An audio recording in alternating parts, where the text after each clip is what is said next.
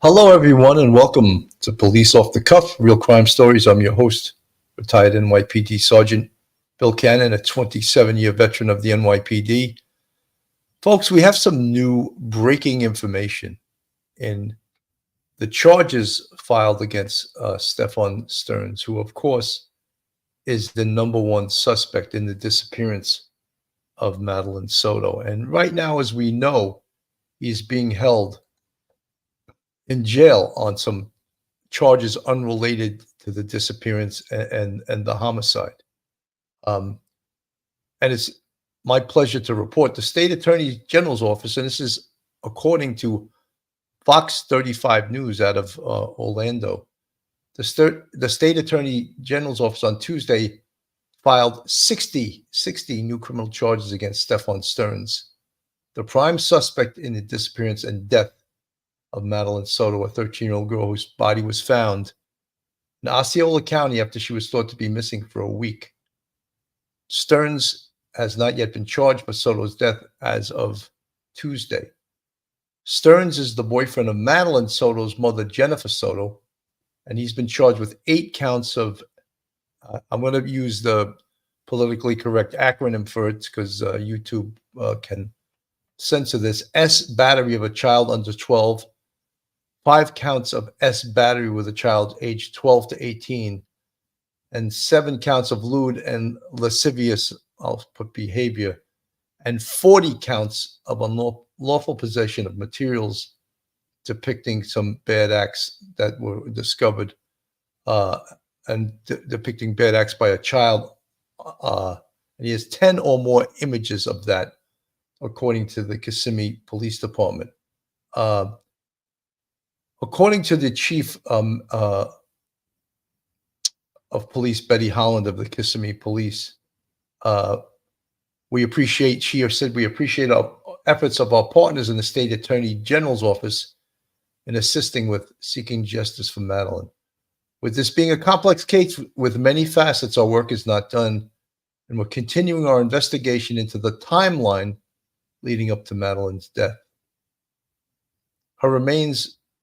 He remains in custody, Stephan Sterns, at the Osceola County Jail after he was arrested February 28th on unrelated charges after he voluntarily turned his phone over to law enforcement during the search for his girlfriend's daughter, including S battery and possession of child SA material. The night of his arrest, Orange County Sheriff's Office named him the prime suspect in Madeline Soto's disappearance. The state attorney general's office has been working closely with Kissimmee Police Department, received evidence that gave them a chance to file formal charges against Sterns. State Attorney Andrew Bain said, "We appreciate the thoroughness and detailed attention of their investigation. We'll continue to work with our law enforcement partners to build a strong case against the defendant." Sterns will be arraigned on the charges on April 2nd, according to the state attorney general's office. S battery on a child under 12 is a capital felony and is punishable by life in prison or death if convicted. His other charges carry sentences up to life in prison or 5 years in prison for each count. The charges come just over 2 weeks after Madeline Soto's body was found on the afternoon of March 1st off Old Hickory Tree Road in rural Osceola County.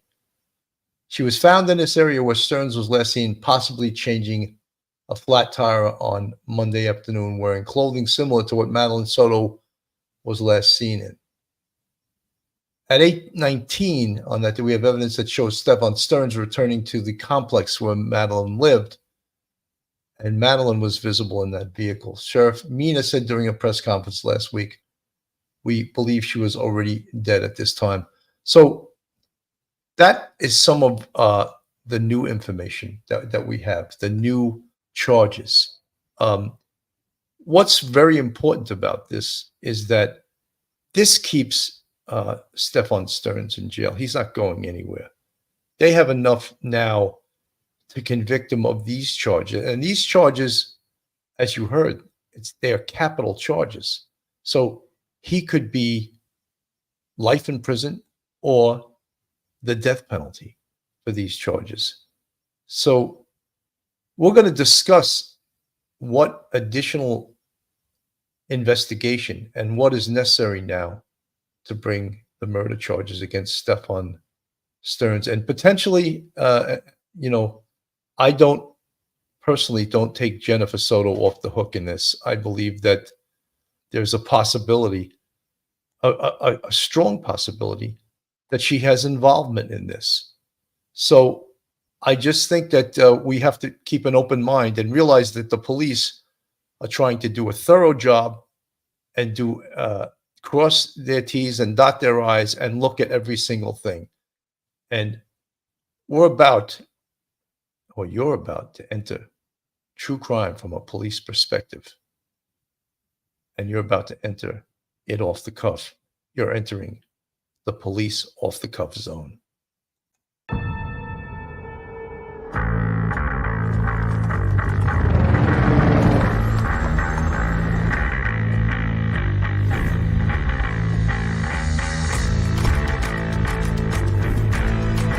There has to be some common sense. Yes, sir. They have the car stopped in 10th and Ranch Michael by there. We still don't know who pulled the trigger.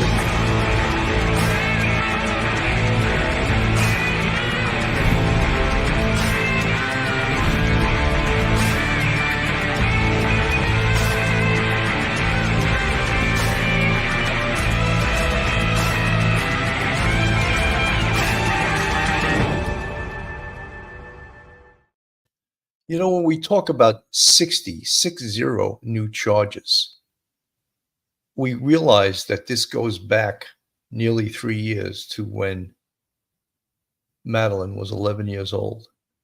And that's why these are capital crimes, a crime against a child less than 12 years old. And almost every state has this in their statutes. And you can just understand to the average person how horrific even the thought of this is. It's just so horrific that someone, an adult, can take advantage of a child like this and destroy a child's life like this. And it'll get worse once we find out. And I have no doubt that Stephan Sterns is going to be arrested for the murder of Madeline Soto. And potentially, I think, although many of you guys in the chat don't want to hear this, that Jennifer Soto may have some involvement in this. And, I always remember a story, and I'll tell you a quick story. I responded with my team one time to St. Luke's Hospital on 113th Street and Amsterdam Avenue. And we had a 3-month-old dead baby. And, 3-month-old babies aren't supposed to die. And I remember all the patrol officers from the 30 precinct where it took place were crying and they were commiserating and comforting the parents. But we went there and we had to investigate this and be the mean police. And I remember that the mother was holding the child, and that in a case like this, and it sounds mean, that's a no-no, because basically the child is a crime scene. To make a long story short, we brought both the parents into the 30 detective squad, and they both confessed to killing the baby. So we were the bad guys, but we had to do our job. We were the professionals. We had to do our job, and we had to enforce the law and find out if, in fact, the law was broken and this was a crime or a terrible tragedy. And it turned out to be a crime. So when I suggest that Jennifer Soto could be involved in this, I'm putting on my homicide sergeant hat, and you have to be suspicious and you have to look at this. This is the way one of the TV stations described this just today. This afternoon, new charges have been filed against Stephan Sterns. He is the lead suspect in the death of 13-year-old Madeline Soto, whose body was found earlier this month. Meredith McDonough is here to explain that these new charges are not connected to Madeline's murder. Sheldon, not murder, but still a total of 60 new charges have been filed against Sterns in connection with the death of Madeline Soto, who was found dead after being reported missing. Now, the new charges include 8 counts of sexual battery on a child under the age of 12, 5 counts of sexual battery with a child 12 to 18 years old, and then 7 counts of lewd and lascivious molestation, and 40 counts of unlawful possession of materials depicting sexual performance by a child. Now, shortly after Madeline Soto's disappearance, several disturbing images and videos were found on Stephan Sterns' phone. He was then arrested on sexual battery charges along with possession of child sexual abuse material. According to officials, further investigation then revealed more images and videos depicting criminal acts, and this is from where the new charges stem. According to those documents obtained by West 2 News, Sterns was abusing Madeline for nearly 2 years. Now, Madeline was missing for nearly a week before her body was found in a wooded area in St. Cloud. Now, again, Sterns is a suspect in her death, but not currently charged with her murder. We'll continue to follow this breaking update. Sheldon, back to you. So that put it very to the point, and now you know all the charges that are being leveled against Stephan Sterns. And does it make him any worse? Yeah, he's an animal. He's a savage, right? And everything that happens to him the rest of his life should be bad. You know, it's just a horrific crime. And the fact that a child is the victim of this, we all have to be so concerned of. So we look at this picture on the screen, and of course we see Madeline Soto upper left, and we see the mom in the middle, Jennifer Soto, and to the right, of course, Stephan Sterns. And well, what is the most important thing right now in solving this case? And I'm talking about not all these other charges that are going to keep Stephan Sterns in jail, but how about the murder? And how are we going to find out? How are we going to solve this case? And like a lot of homicide cases, and especially in this day and age, it comes back to technology. And I frequently talk about the art and the science of investigation. And of course, the art is the great work done by police officers and detectives in doing what they do: interview, interrogation, collecting evidence, getting together and discussing what ifs. That's very important, believe it or not. Detectives getting together, and I used to call it hypothesizing and theorizing. And sometimes you'll see detectives sitting around doing that and speaking to each other, hypothesizing and theorizing. And then I have to do the third part of that because I used to think it was funny. I used to say to my detectives, stop hypothesizing and theorizing and start typerizing your reports. And because if it was an old expression in the police department, if it's not on a DD5, which is a complaint follow-up, it wasn't done. Because what good is it if you have it up here, but it can't be shared in the investigation with other investigators? So, yes, the detectives will sit around. Phil Grimaldi calls it spitballing. I call it hypothesizing and theorizing. Now, what are they looking at now? Well, there's many things that they have that we, as observers here, including myself, because I don't have inside information on this case. Well, what are they looking at? Well, they're looking at several potential crime scenes. And what do I mean about that? Several crime scenes. Well, Madeline Soto's home. Was that, in fact, the location of the murder? Or was it in Stephan Sterns' car? Was it in another location that we're not privy to? The actual body of Madeline Soto is in itself a crime scene. And by this time, the medical examiner, and I believe, of course, the police department, they know the results of the autopsy. However, that also has not been released to us. So we don't have that information. We're not privy to that information, as I would like to say. But does that help the detectives in their investigative duties to know the details? Yeah, you bet. You bet. So the crime scene, the home, the vehicle, the the body, of course, in the autopsy. And in the autopsy, DNA hopefully will be taken. So many of you folks are insisting that she was pregnant. I believe a pregnancy test will be conducted. Scrapings will be done underneath her fingernails to collect potential DNA in a struggle. Potentially, she could have the perpetrator's DNA or skin underneath her fingernails. Toxicology to test if the victim had any drugs or alcohol or any other substances that could have caused her death. You know, some folks in the chat have said to me, "Oh, based on the fact of all the SA that's been going on, going back 2 years, 2.5 years, whatever the exact time, it goes back to when she was 11 years old.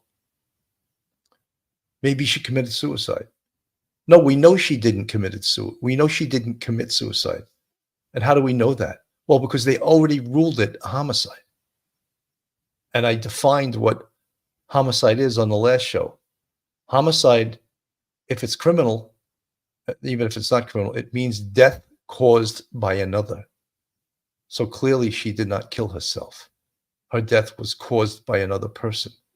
So I just want to put that out there because some people in the chat were suggesting that could Madeline have killed herself? And the answer to that is no. She could not have because it was ruled a homicide. So where's the investigation going now? The biggest thing we talked about, and I'm still talking about, is creating a timeline. And you would think by now they'd have the timeline, but guess what? They don't. They don't have it narrowed down enough to specifically eliminate any other possibilities. So they don't have specifically time of death. And how is time of death determined? Well, it's determined by both, again, the art and the science of investigation. But because the body of Madeline Soto, they believe the murder was committed on February 26th, and the body wasn't found till March 1st. That timeline it's very difficult to pin down exactly what time this happened. So how did they do that? Well, one of the ways, of course, is the science. And in recovering the body, there's things, of course, they would always take temperature of a body. That's the first thing they always do. But that's not going to tell us that much because the body was found outside, over 4 days after the crime occurred. Decomposition. Decomposition could either have been slowed down or sped up depending on the temperature outside. Was it cool outside? Then the decomp would be slowed down. If it was hot, it would be sped up. Rigor mortis, algor mortis, putrefaction, these are all fancy homicide words, but all of these are in the science of death and what the body will tell us. Now, let's get back to the art of investigation. And let's get back to what we all know, cell phones, right? And already the evidence that's keeping Stephan Sterns in jail was on his cell phone. And what do we also know about a cell phone? Well, a cell phone is a walking, talking GPS device. So it's going to tell us where he drove to, where he pulled over, how long he was there, and potentially put him right at that crime scene with his cell phone's a GPS, right? Because that hits cell towers in the vicinity of the crime scene. In addition, Stephan Sterns was seen changing a flat in the vicinity of where the body was recovered. So all of these things, the art of investigation. How about, did Stephan Sterns and Jennifer Soto communicate with each other? by either a cell phone call or a text message during the time that Madeline Soto was missing and the police were looking for her? That could be very, very damning information, right? What did they say? What was in those text messages, right? How about the fact that in this investigation, we discovered that Stephan Sterns, on Monday, the 26th of February, when Madeline disappeared, tried to do a factory reset of his cell phone, a factory reset, because this boob thought that he could just erase everything from his cell phone. He didn't realize there's a thing called a cloud where all of the stuff on your cell phone is backed up. So he tried to do it. And again, I'll quote the great professor and retired NYPD Sergeant Mike Geary, consciousness of guilt. He knows he's guilty and he's trying to cover his ass, right? So consciousness of guilt. So what did the police do during the investigation? They ask him very smartly, and this takes, I'll use a Yiddish word that I hear all the time, schmooze. I love that word, schmooze. What does it mean to schmooze? So we used to say browning someone up, brown the person up, schmooze. So is it easy to be nice to a murder suspect? Is it easy to be nice to someone you think just killed a 13-year-old girl? Is it easy? No, but guess what? You're a professional. You're a detective. And this is a game of wits. And it's not a game, but it is wits. So let's match wits with this guy. Stephan, do you mind if we take a look inside your cell phone? And what does he say, being the consciousness of guilt man that he is? He figures everything's gone. Yeah, go ahead. Go look through my phone. And what do they discover? And I don't know if when they looked through it, they took it to someone that was a phone expert, and they brought it into and used some kind of search technology on the phone and recovered these images, or they were just still there for the layman like myself to go through someone's phone and look at pictures or something like that. So we don't know, but we know they did it, and that's what gave them probable cause against him. What else is on his phone then? Text messages. And I can't wait to hear if there were an exchange of communication between Stephan Sterns and Jennifer Soto during the time that Madeline was missing. How powerful would that be if, in fact, there was? Penny C from the chat. I think he took her home to either mom lied about seeing Mads or she helped with his alibi. She lied about seeing her dressed in the morning, didn't even give Creep the side eye when telling a story. Penny C, you know something? People that lie, they always get caught up in their lies, most of the time, people that aren't used to lying, sometimes there's professional liars, like some criminals are like professional. And the reason they can lie so easily is because they believe their own lies. They believe what they're saying. So what we need to create this timeline, and it sounds so simple to us, doesn't it? But yet it's not so simple. And we have some very specific times in that timeline, and some that caught them already lying. How about the time, I think it was 07:35 in the morning in the complex that they live, that Stephan Sterns was viewed on video camera from the complex throwing Madeline's laptop, her school laptop, and her backpack into a dumpster on the property of the complex. How is that as a timestamp? Pretty damn good, right? Pretty damn good timestamp that this dope with his mugshot there is seen in the complex throwing out Madeline's backpack and Madeline's school laptop. There's also something called a high-level technology, something called geofencing. And geofencing is a high-level technology that in a very specific area at a very specific time, it can pull up all electronic devices that are being used in a specific area.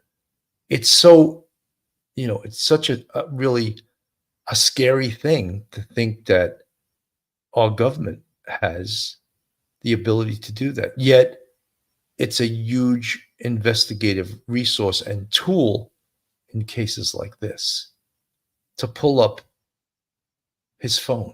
Where was he going? And where did he pull over? And that's all backed up. We talk about redundancy, the GPS hitting cell sites, and how long did he pull over?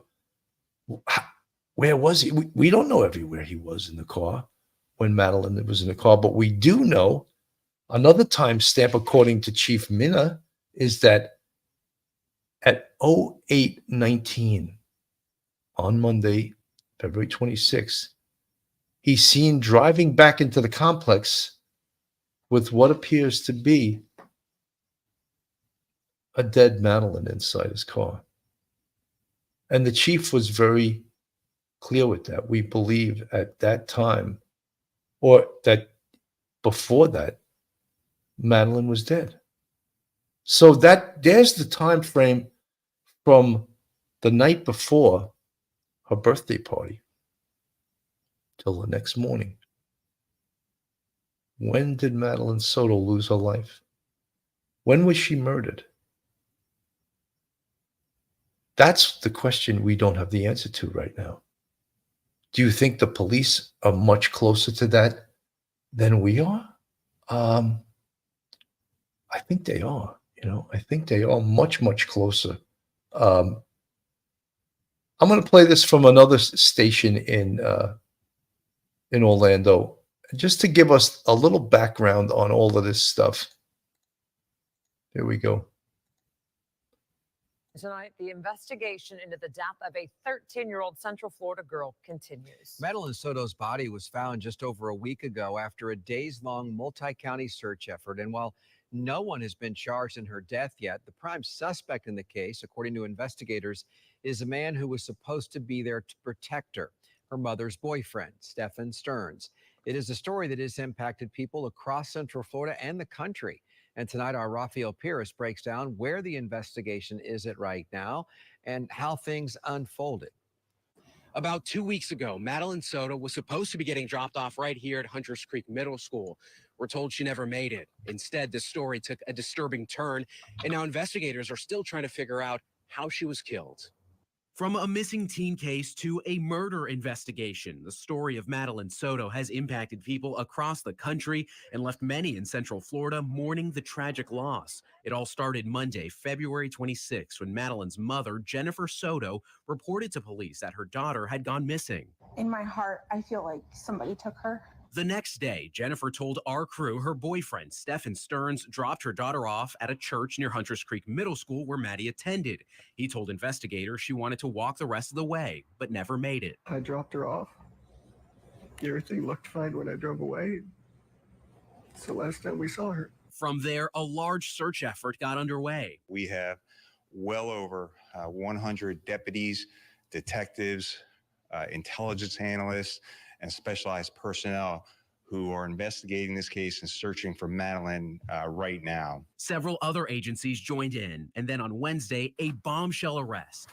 Late at night, the Orange County Sheriff announced the arrest of the mother's boyfriend for sexual battery and possession of child sexual abuse material, and named him the prime suspect in the case. Then the sheriff said he believes Sterns never dropped off Madeline in the first place, and told us he was captured on camera throwing her backpack and school laptop into a dumpster Monday morning. Deputies say Maddie's body was seen in Sterns' car before he drove away. We believe she was already dead at the time, and that Stephan Sterns moved her body in the early morning hours on that day. 2 days later, a major but tragic discovery. Maddie's body was found in a rural area in St. Cloud, several miles away from the family's home in Kissimmee.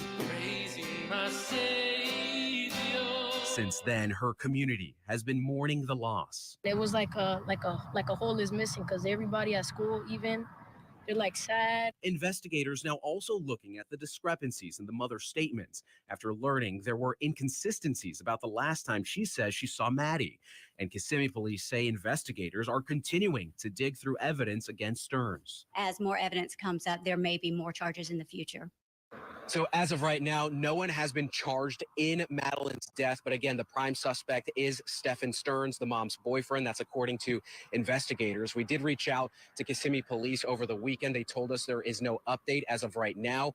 But sources tell us we could have new information as early as this week. So that was just sort of a recap. So now there is new information. And as we know, there's 60 new charges against Stephan Sterns. 60 new charges. And one of the things about the charges is that the abuse charges against a child less than 12, as I said before, is a capital charge. So he could get the death penalty. Is there a potential that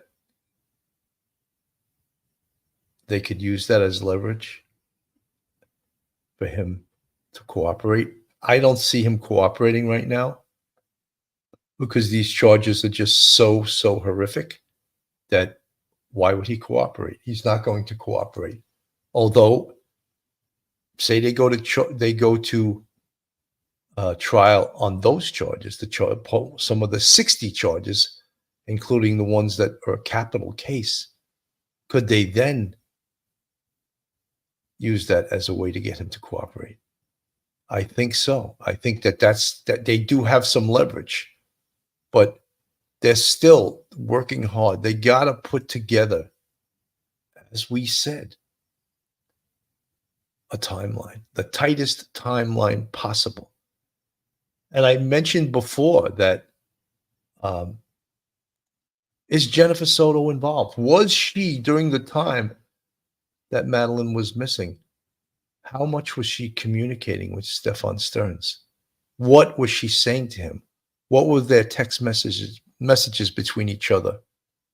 What was their phone calls about? How often did they call each other? Where were they? Were they together? Were they apart? Were they together during the time when we believe, if they can put that tight timeline together, when Madeline was killed? Can they put that together? We mentioned the timestamp, 7:35 in the morning on Monday, of Stephan Sterns throwing the school laptop belonging to Madeline and her backpack into the dumpster on the complex where they live.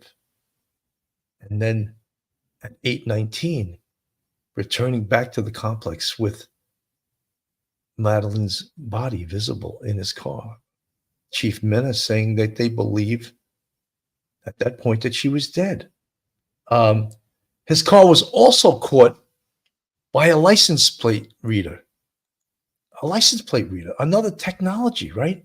Going in a specific location at a specific time. Timestamps, right? The science of investigation.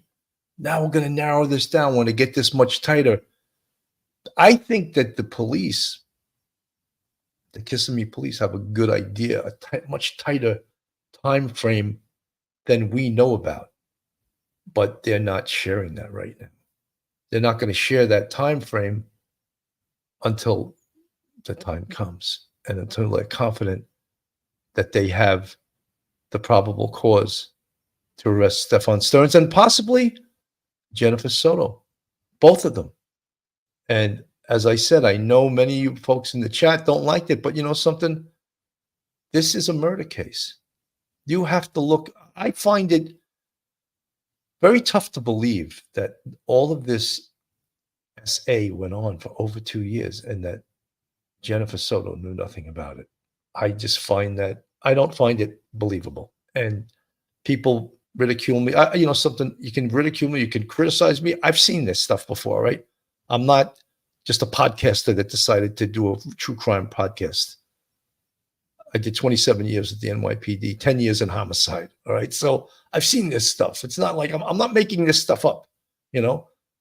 And as I told you the story about that baby we had years ago in St. Luke's Hospital, we had to consider the parents as potentially perps. And guess what? It wasn't easy to do.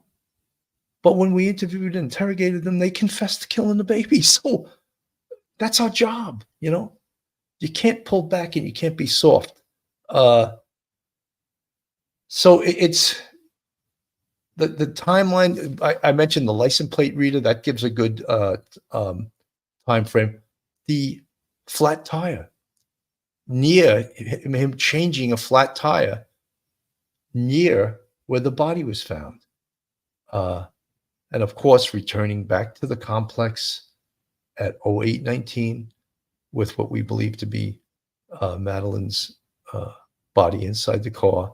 And according to Chief Mina, that it appeared, and the word he used, he said, we had to tell her mother, and we were pretty confident that she was dead. I didn't like his choice of words, but I thought he's a sensitive guy. I just thought it was a poor choice of words. Joyce Eisenhower, I think she knew but was scared of him. His hovering over her was telling.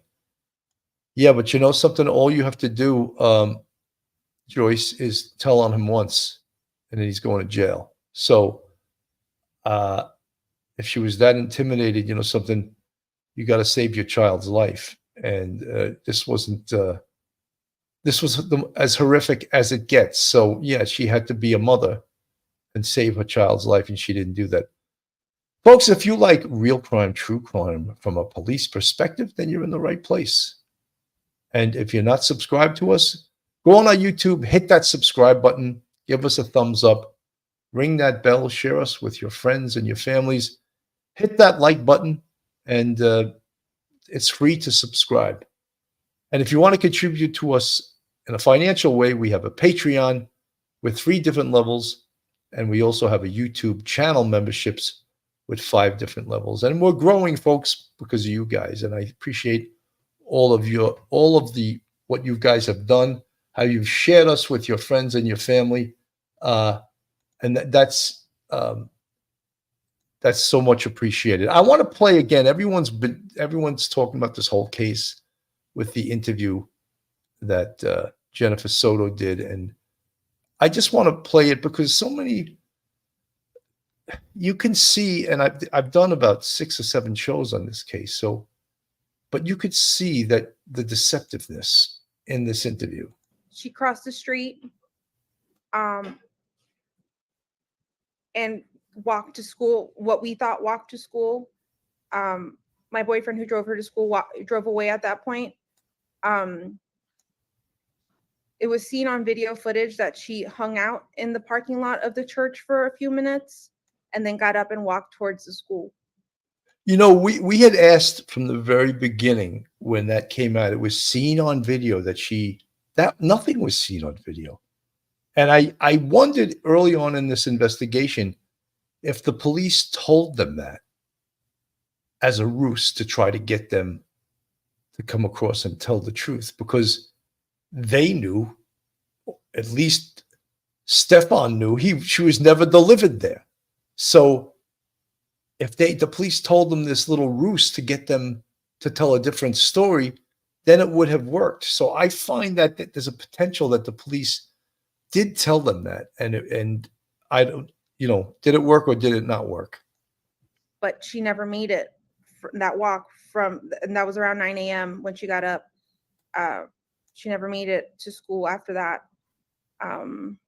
It's right next to the school. I don't know why she didn't make it. I don't know if something happened on her walk along the way or if she got taken, but she never made it. And that was the last anyone's seen of her or heard from her? Yes. I went to pick her up after school, and she wasn't there. So I started driving around, maybe thinking she took a walk. Maybe she decided to walk to my mom's office, which is pretty close to the school as well. drove around and I didn't see anything. I drove back to the school. The school was closed. I emailed one of her teachers. They confirmed that she was absent all day. At that point is when I called 911 because I realized something was truly wrong. Have you heard from like any of her friends? Has she been active on any social media? She hasn't been active on social media, none of her chats, none of her games. We did contact all her friends. None of them had seen her Monday or heard from her. Yeah, there's no update. And I have to ask this, and I know I hate doing it, but is she the type that would run away? Has this happened in the past or anything? Has she ever threatened to run away? Never. She's never ever mentioned anything like this before, and she's not the type to want to do this. She did accidentally leave her phone on Monday, which is kind of normal for her. She's got ADHD and very forgetful. So she left her phone at home, so there's no way to trace her. They tried tracing her school laptop, but that's off, so it's not pinging to anything. You know, I just want to mention something about this. Here she is talking, and this dirtbag is sitting behind her. Wouldn't it be normal behavior to want to comfort your partner, to be right next to her? And he's sitting back there fidgeting and doing whatever he's doing. But that, when you talk about all the people that have analyzed this and body language readers, I find that very bizarre that he's sitting, to her left, behind her about 5 or 6 feet. I find that, as Geary would say, consciousness of guilt. Jen, what is your fear? I know you mentioned she's on games and stuff. Do you think she could have like met somebody and tried to meet up with them? She's open to us. She's open with us about, if she's got a crush with anyone. And she told us she had a crush on someone at school. And I looked at their messages. Nothing was weird. I looked at all of her messages, all of her deleted messages. Nothing seemed weird. It didn't seem like she was talking to anyone. So I don't feel like that's the case. I feel like she may have been taken because this is not like her at all to just disappear. I also find it a little bit bizarre that she just comes out with that she may have been taken. Like, where did that come from? Where did she just come out with that she may have been taken? Where did you get that from? I'm just a little suspicious about that also. I'm going to move on into the interview. Any way that if someone's taken her and they're trying to take her, just to show her face, just to make sure, she's not being taken against her will. And you mentioned ADHD. Was there anything else maybe mentally going on or that you knew of? She does suffer from anxiety, and once upon a time she was diagnosed with autism. We had her what's the word? Brained, maybe? Reevaluated. Okay. We had her reevaluated a few months ago, actually, and they told us no, she didn't have autism, but she did have some autistic traits. She did have ADHD, some autistic traits, but not autism. So I'm not sure where to leave with that because one doctor said she did and one doctor saying she doesn't, and I don't know. She's just in the middle, I guess, because she does have some tendencies, but socially she's pretty great. Let's get to the any information helps. Let's get to this, Chief. All right. Well, good afternoon. So thank you for being here so we can bring as much attention as possible to the case of missing juvenile Madeline Soto. So let me first start by saying, I know as a parent, this is every parent's worst nightmare. Many of our detectives and deputies who are working the case, they also have children. So they're working extra hard to find Madeline. We can't even imagine the pain and anguish that Madeline's family is going through. But I do want to assure the community that we have well over 100 deputies, detectives, intelligence analysts, and specialized personnel who are investigating this case and searching for Madeline right now. And we will not stop until we find her. So Madeline is 13 years old. She has been missing since 8:30 on Monday morning when mom's boyfriend dropped her off near Hunters Creek Middle School. He dropped her off actually near the Peace United Methodist Church on Town Boulevard. So I'll kind of go through like a timeline of events as we know it. Like I said, mom's boyfriend dropped Madeline off at about 8:30 a.m. on Monday morning, a few blocks away from the school. At approximately 4:30 on Monday afternoon, Madeline's mom went to the school to pick her up. And So these are all the things that was initially told to police that they believe to be true. And then they start doing their investigation and they start figuring out that all the things they're being told are lies, absolute lies. And is it, I'm going to ask you guys in the chat, is it coincidental that Jennifer Soto is repeating lies, or is she telling the same story that Stephan Sterns is telling her and just repeating it? That's how investigation is done. Now we got to prove, look at evidence that thwarts what they're telling us. Found out that Madeline was not there and had never reported to school. So she never actually entered the school. And so we also learned that Madeline left her phone at home that day. So we were called on Monday evening at approximately 8 p.m. Our patrol deputies went out there, met with Madeline's mom at the school near Hunters Creek to take a report on her missing daughter. So we started the investigation that night, started canvassing the area, looking for any witnesses or surveillance video. So later that evening, while we were doing investigation, we did obtain an article of Madeline from the house. We called our bloodhound. The bloodhound did an extensive search, which unfortunately did not provide any results about her whereabouts. So our missing persons detectives responded to take over the investigation. So they did interviews with mom's boyfriend, Madeline's friends from school. We were able to access Madeline's phone, and there is information on the phone that indicated that she told people when she turned 13, which was on February 22nd, she actually wanted to go live in the woods. Boom, right there is a huge sign of abuse. When she turned 13, she wanted to go live in the woods because she's being abused. And I know it's easy to read that right now because we know what happened. But I think that if you queried most 13-year-olds, basically none of them would want to run away and live in the woods unless they had a home life like this that was deeply disturbing. So yeah, no one would want this. So let me get back to the chief and hear what he's saying. So that was in her phone. And so during the course of the day on Tuesday, detectives and deputies conducted extensive interviews, an extensive canvass. We collected video from the area and again conducted interviews with family members. So on yesterday, we distributed flyers in the area near the school. As a matter of fact, Madeline's family had their own flyers. We're also distributing flyers to family and friends and students at the school at the same time.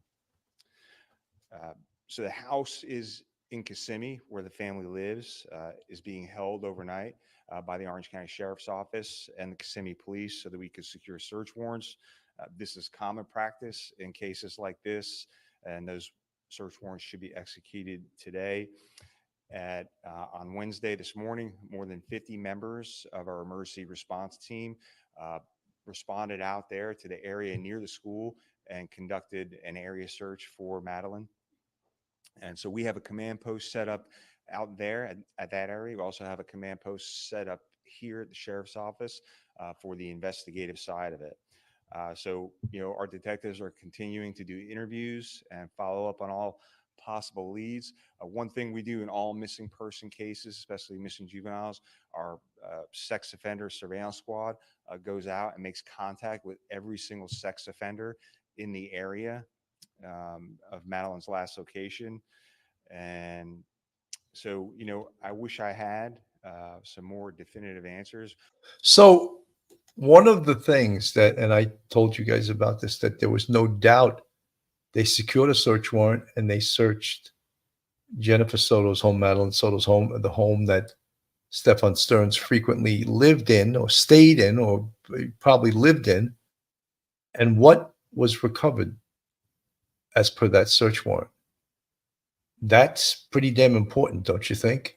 I think it is. What did they recover during that search warrant? Did they recover any evidence? As I said, was the home the crime scene? Was that the place where Madeline Soto was murdered? The home? Was it his car? It could have been a number of places. Did the police know that yet? Did they know the place of occurrence of the homicide? Again, they may not know that yet. And that's why when they keep talking about we're trying to put together a timeline, we're putting together, we're tightening up the timeline so that they can rule out the possibility of it being anyone else but Stephan Sterns, and possibly Jennifer Soto is an accomplice, or if she didn't act in concert with him, then she enabled it. And, we spoke about last week the concept of omission. And omission is, you can be charged with a crime based on the fact of failure to act when it's your legal obligation to act. And for a mother to protect her child and not to protect her child, I believe that qualifies as an act of omission, of not acting. So when it was her legal obligation to act, to get involved, to intervene. And that's, as an investigator and as retired police, that's what I see. I see, and I could be wrong. Jennifer Soto could be the one or intricately involved in this murder. But I definitely see potentially an act of omission,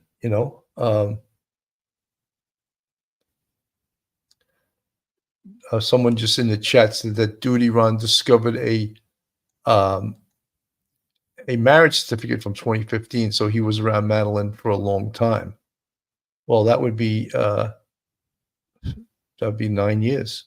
But again, what Jennifer Soto referred to him as Madeline's stepfather, and then she referred to him as my boyfriend, and then she referred to him as my partner. So what is he? What was his role in this family? Her partner. And the big question, of course, is, did she know that all of this horrific acts were occurring against her child? Patty Martin from the chat. The mom didn't say anything good about Maddie, only that she was forgetful and maybe autistic. I think she was jealous of the attention Sterns was giving her daughter. Well, Patty, that could be, if you look at motive, that could be. But as we all know, we don't need motive to get probable cause or to make an arrest or to get a conviction. In a homicide case, we don't need motive, but it helps. It helps. Juries always want to hear motive. Low cut from the chat. If the boyfriend murdered Maddie in the apartment, how did the mother not hear a struggle or anything? She did say she saw Maddie that morning. There's no evidence that she saw Maddie that morning. And there's also, how do we know, again, low cut, that she wasn't involved and she's not telling the truth? I believe at this point, you said 2015, right? That there was a marriage certificate, right? So Yeah, well, 8 years in 2015 would make it 2023. We just turned to 2024. Yeah, 9 years, right? So it was a long time. It's longer than we thought, right? We're thinking that he was involved in Madeline's life for at least 2.5 years, but now it seems like it's going back further. He was involved in her life much longer than we originally thought. Sybil Bergeron, she never ever called him her husband. That's certificate maybe from Maddie's real dad. I did, something I didn't, someone saying that in the chat, I didn't see it, I didn't present it, so I don't know. Sometimes that's why I'm reluctant to repeat something in the chat, because I don't know what the context of the marriage certificate was and what it said on it. So, but why wonder? Did the 100 mothers know when the Olympic doctor was abusing all those girls? No, but you know something? This is a little bit different. This guy lived with them for 2.5 years. The Olympic doctor was very sort of sneaky and clandestine. Some of the parents were in the room when he was doing these examinations. And it was just, they trusted him because he was this doctor. So it's a very much different. April Rain, if it was a drug overdose, you wouldn't hear a struggle. No, but they've already determined that it's a homicide. So I don't know how we could look at it being a drug overdose. In addition, the toxicology has not come back yet. So we don't know if there were drugs or alcohol in her system. We don't know any of that. Miss Chris from the chat, wonder what time mom left work and then got home that morning. Yeah, I mean, these are all the things, all the questions that we're asking have to do with timestamp. Absolutely. What was the timestamp? And the tighter we can get the timestamp, the more culpable and the more evidence we could put in there against Stephan Sterns and, of course, Jennifer Soto, if in fact she is involved.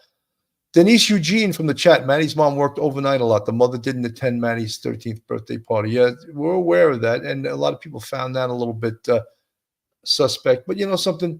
I was always working when my kids were younger, and I missed so many things, so we're not going to penalize her for working. Sarah Wood from the chat, she was either really, really stupid or involved. I believe she's known the whole time. Well, that's a possibility. My pal Sal Vintage from the chat, they probably have not arrested her yet. They may do her a plea deal to tell about him in his trial.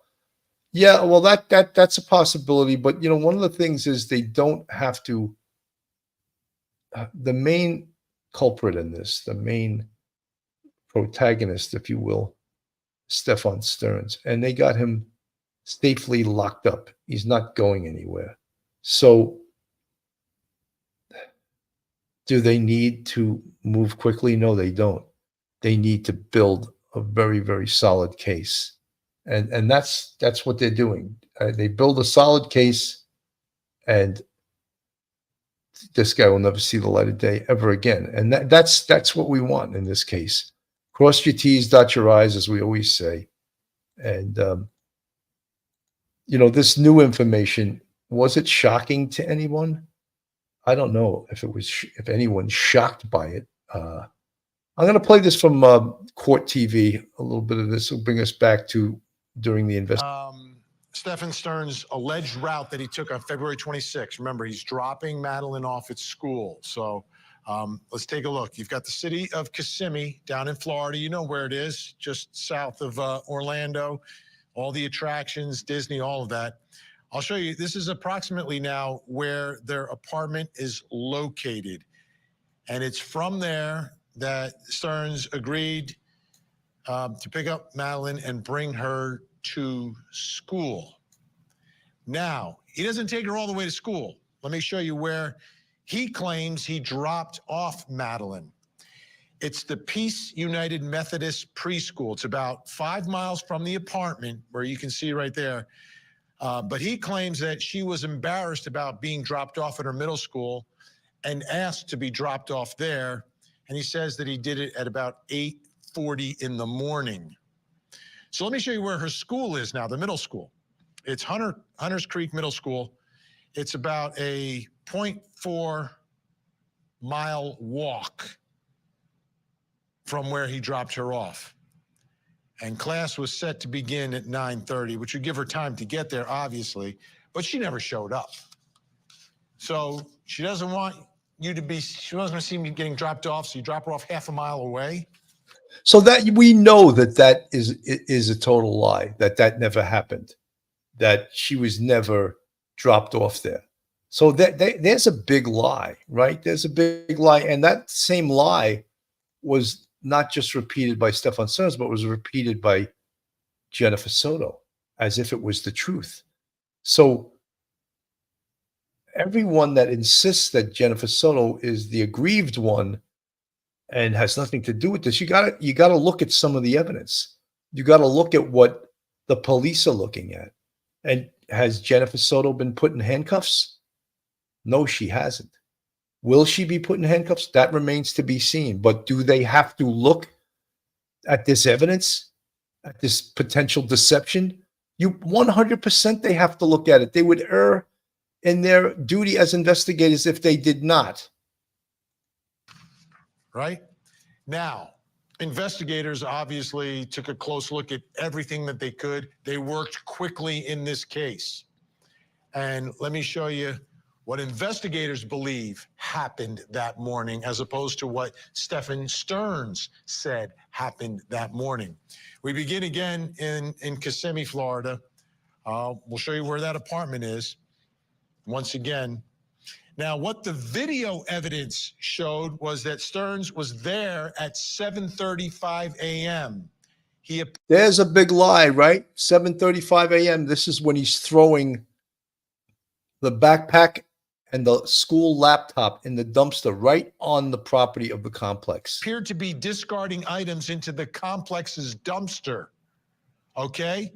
Investigators later found in that dumpster the backpack and laptop belonging to Madeline. Remember, this is 7:35 a.m. Then he leaves that complex. Authorities haven't released any information about where Sterns went next. But at some point, he returns to the apartment complex and is spotted there at 8:19 a.m. Video surveillance captures Madeline inside the vehicle at 8:19 when he returns. And sadly, authorities believe she was already dead at that point.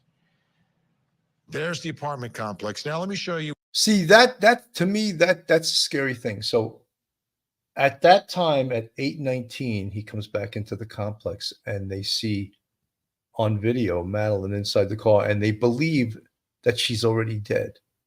I mean, I don't know 100% how they made that determination. I guess, seeing someone, if the image is that clear, yeah, potentially, I guess you could make that determination. But that's a definitive thing to put out there, to say, we believe at that time and at that place that she was already dead. They were so confident in that, in fact, that they told Jennifer Soto that they believed that Madeline was dead. And I wonder at that point, as an investigator, that would have been the time, of course, to interrogate Jennifer as to what was going on. And then, is it, when you think about it, is there any normalcy between a man driving around with a dead 13-year-old in his car? Is there any defense to that? I mean, so how, if the police can totally prove that, yeah, he was driving around in his car and she was dead, that is some hell of a powerful evidence. And if they can present that evidence, we wonder, okay, again, they're taking their time making this arrest because they want to make sure they have a 100% solid case. But that seems pretty solid evidence to me. Where Madeline was found. Madeline was discovered in a wooded area off of Hickory Tree Road, 17 miles away from the apartment. I believe it's in St. Cloud. It's about a 37 minute drive without traffic to get from Kissimmee to St. Cloud, where Madeline's remains were discovered. Now, again, GPS is on his phone and in his computer on his car. Will put him at that location in addition to cell site pings on the nearest cell site. So all of that stuff, and again, it's all what we would call circumstantial evidence, that from which inferences are drawn. But remember what we say all the time, a lot of circumstantial evidence piled up on top of other evidence is extremely powerful evidence. So even though a defense attorney will say, oh, it's all circumstantial, don't let them minimize that word circumstantial. It's a powerful word. he was supposed to appear for his initial appearance on Saturday. His attorney showed up, but he didn't. Take a look. Stephan Sterns, or Stephens. Your Honor, at this time, I'm going to waive Mr. Sterns' appearance. I'm also going to waive the reading of these charges. Mr. Sterns is aware of what he's been arrested for. Understood, sir. You got 0 bond and 24 CF 632. Good luck to you. And there's also, is that 2 different cases? Yes, ma'am. Yes, Judge. Oh, yes. The second case is 24 CF 643, also 0 bond. Good luck to you, sir. So there he is in court, and they waived the readings of the charges because they don't even want people in that courtroom to hear what he's being charged with. It's so horrific, right? So they waived the reading, but now the second shoe dropped, right? And he gets these, now he has 60 charges, new charges filed against Stephan Sterns. And it turns out 60 more charges. And one of them is a capital charge against him. So naturally, he does not want these charges read in an open courtroom because, you know, the lowest life person in a jail is an offender, SA offender, is the lowest anyone that would hurt a child. So do you think the jail, in the Osceola County Jail, the people in that jail know what he did? You bet they do, right? You bet. His picture's all over the place. And we're all just waiting for the second shoe to drop, which is the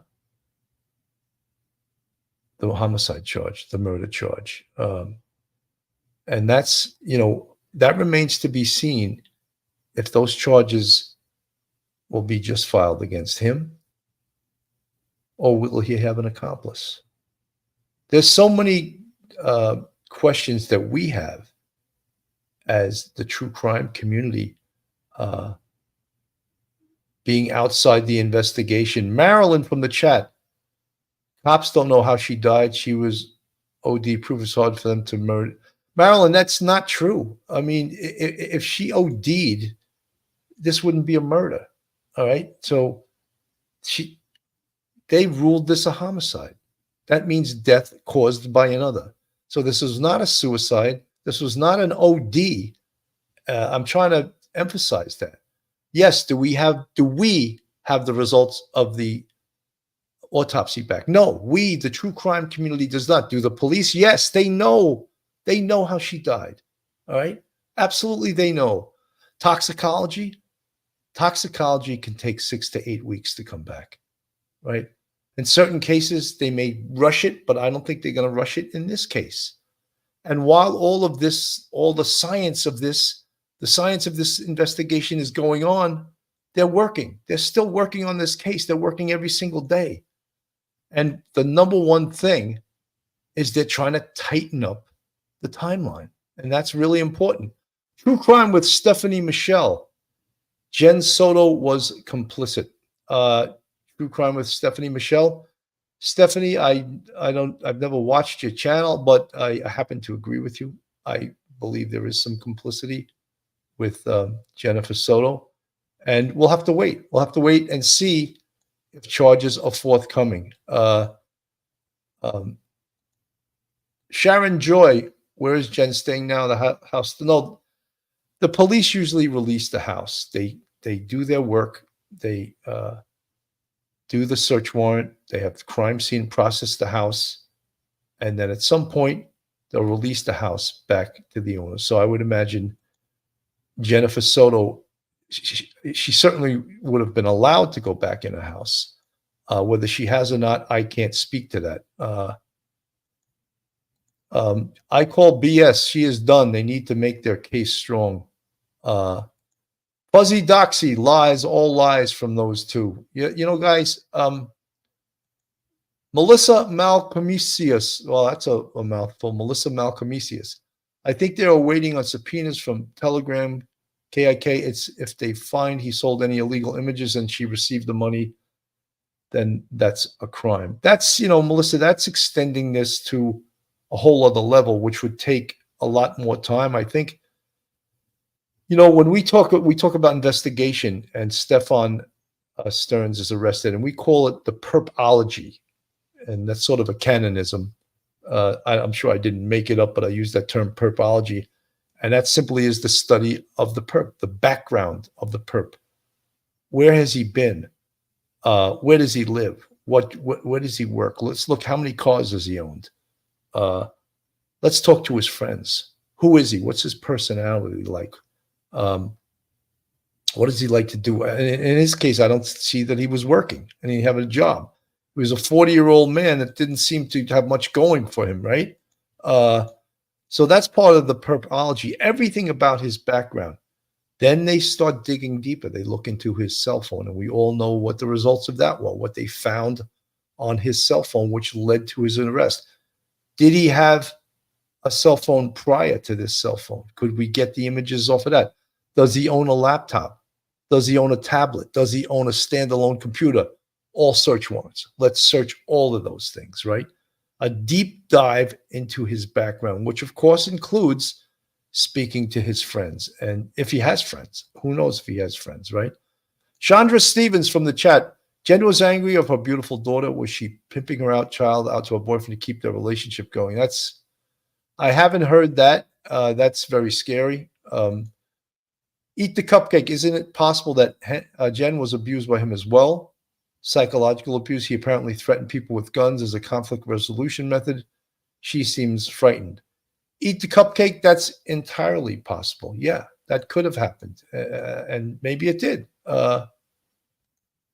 Gabrielle, I imagine she would crack under interrogation pretty quickly. Well, again, the Kissimmee police are being very closed-mouthed in this investigation. This information about the 60 new charges just came out, and I think it was from the state attorney general's office about the new charges filed against Stephan Sterns, and they list them as 60 new charges from the state attorney's office for the 9th Judicial Circuit has filed 60 new criminal charges against Stephan Sterns, the man associated with the Madeline Soto case, and 8 counts of S battery on a child under 12, 5 counts of S battery with a child 12 to 18, 7 counts of lewd and lascivious conduct, 40 counts of unlawful possession of materials depicting S performance by a child, 10 or more images.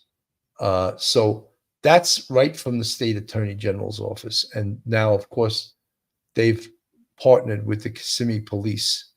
And this does strengthen the case against Stephan Sterns. But however, what we are all interested in is we're interested in him being charged with the murder. And will that be forthcoming? I would think that it will be forthcoming. Time frame? I don't know. I don't have a clue. I don't know when they'll be coming forward. Lynn Bernard, before 7:35 a.m., Madeline was probably already deceased because he was seen throwing her school equipment in the trash. Yes, Lynn, we spoke about that. Yeah, no, you're 100% correct. Chandra Stevens, mom had to know and was probably in on it to include the, I don't know, Chandra. I don't know. We have to sort of wait and see the involvement of Jennifer Soto. Louette Summers, after he dumped the belongings, where did he go before he got back with Maddie's body? That's the question. I don't have the answer to it right now. And that's part of the creating this really tight timeline, which is what the Kissimmee police are trying to do. Jen Alvarez, they could have profited financially from the photos. Video could link to black market and wouldn't be shocked if Santa was in the same ring. These people will do anything. I don't want to like say some things that we have no idea whether they're true or not. We sort of could, you could hypothesize about things, but we have no idea if any of those things that you guys are suggesting has any truth to it. PRPL Nancy, oh wait, I'm in Florida. This is going to be a capital case. Police are too quiet. They're making airtight case. The mother is so guilty. They just need to prove it. I think that PRPL Nancy, I think you're right. Tina Zakagna, there's no way the mom didn't know if this SOB was assaulting her with this frequency. Yeah, I think you guys are right. I think many of you guys are very astute. You're real true crime aficionados, and I think that you know what time it is here, and it is a really scary and unfortunate case. Folks, if you're looking for a great attorney in the New York metropolitan area, then Joe Murray is your man. Joe's a retired NYPD police officer and a fantastic defense attorney. You can reach Joe on his cell phone at 718-514-3855. Email him at joe@jmurray-law.com or go on his website, jmurray-law.com. Not only is Joe a fabulous defense attorney, but he's a huge supporter of the Police Off the Cuff podcast, and we really appreciate Joe and everything he's done for this show. You know, folks, there was really not a lot happening on this case, and we've been waiting. And what I thought the next thing would be revealed would be the autopsy results. And as we know, they still haven't been forthcoming. So this was a little bit of a surprise today that 60 additional charges have been filed against Stephan Sterns. But we as true crime people, we got to applaud that we know this guy's never, ever getting out. Rachel Wyatt from the chat, I have no sympathy for the mother. She's an adult woman and responsible for protecting and caring for her child, period. She lied several times. She allowed this man around her child. Yeah, Rachel, I think I sort of agree with you.